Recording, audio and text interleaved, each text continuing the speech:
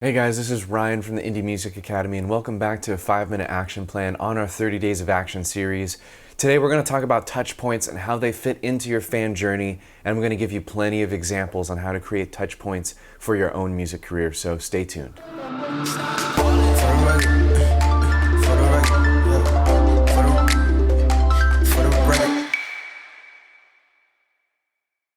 Like I mentioned in my last video where I went over an overview of the entire fan journey, touch points are essential for getting your fan from stranger to VIP.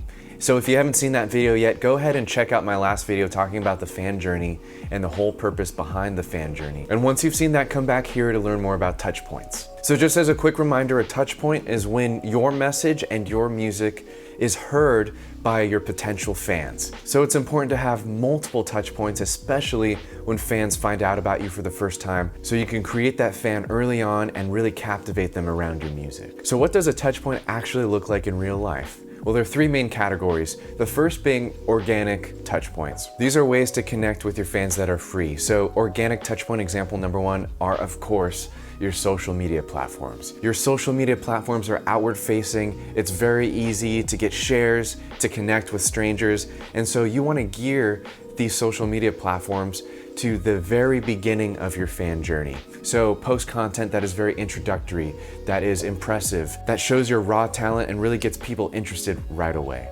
Another organic touch point is email broadcasts. If you're not building your mailing list as a musician, you're really missing out on one of the most powerful and free marketing tools that we have at our disposal. So every time someone signs up on your email list, you're basically getting permission to communicate with them for free, whereas social media is not necessarily free.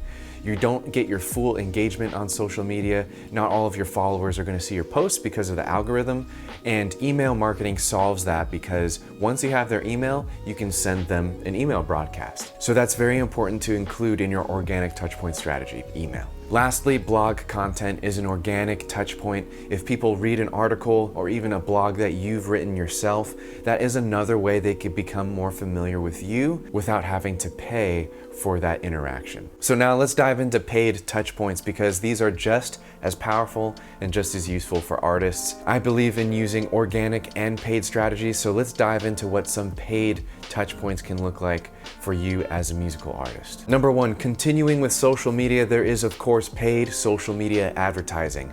That's Facebook ads, Instagram ads, and now even TikTok ads and Spotify ads. So these are all platforms that you can use to pay to create these touch points where you're interacting with your fans, maybe a little more often than you possibly could organically on social media to begin with. Once again, paid social media advertising is very outward facing, and it's most likely going to be targeting people who don't know you very well. But the added benefit of paid social media ads is that you can also target people who have interacted with you in the past, which opens up the possibility of retargeting deeper levels of your fan journey, which is extremely powerful. This is just another way to get your music in front of more strangers, and if you do that over and over again with one particular influencer, their audience is going to become more familiar with you, and you can actually start to warm up their audience and start to set them on your fan journey, which is really cool.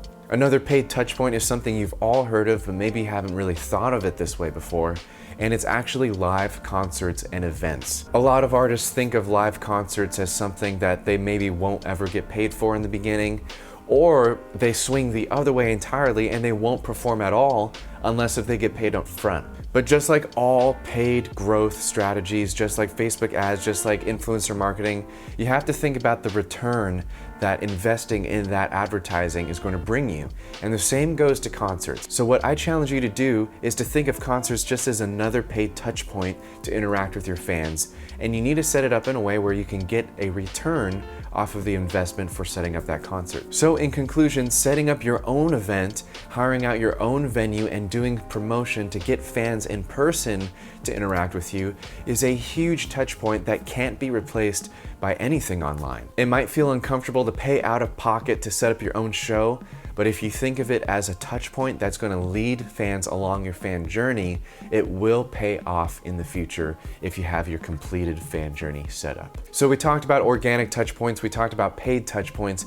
The third type of touch point is your VIP touch point. A VIP touch point is when you already have fans super engaged, they bought your products, they're in your community, and what you want to do is interact with them to keep them active and to use them as a megaphone to amplify your brand and your message to the rest of your fan base. What this looks like is creating VIP experiences, creating VIP only products, creating maybe a VIP only Facebook group or membership on your website, and then calling them to action in ways that only your VIP fans would be willing to do. A really useful way to do this is creating a street team to activate these fans who already love you and to get them to act on your behalf, to grow your fan base and to set the example for your other fans. So all of these touch points, they exist within a complete fan journey, which is something that I think every artist should make in order to take strangers who've just discovered their music all the way to VIP fans who are going to act and purchase and support your music career in the long term. And if you want to get your hands on the entire fan journey, including training that's not included anywhere, not even on YouTube,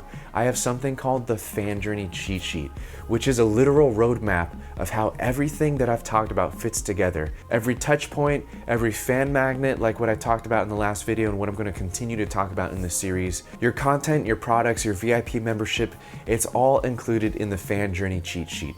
So if you're interested in grabbing the PDF cheat sheet and the included video training, I put a link in the description below. So that's it for this video. I hope that this was helpful for you. And in the next video, I'm going to talk more about fan magnets and how to actually create one and what it could look like to separate your passive fans and the fans that are ready to take that next step with you. So thanks so much for watching. Don't forget to hit that like and subscribe button, and I'll see you guys in the next video.